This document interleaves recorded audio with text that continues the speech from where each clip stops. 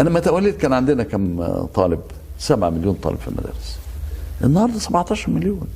كان عندي كم مدرسه؟ من يوم ما بدات المدارس في جمهوريه مصر العربيه 15,000 مدرسه، النهارده 37,000 مدرسه اتبنوا زياده ديت من 82 حتى اليوم، ولا زلنا بنبني في الثلاث سنين الجايه 8,000 مدرسه عشان نواجه الزياده في السكان. البلد بعد الحروب دي كانت البنيه الاساسيه تحت الارض صفر نهار. تليفون ما تعرفش تتكلم، ميه ما بتوصلش.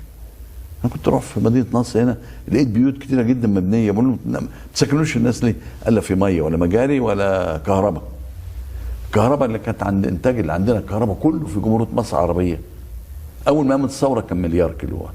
يوم انا ما استلمت 18 مليار، النهارده فوق ال 100 مليار.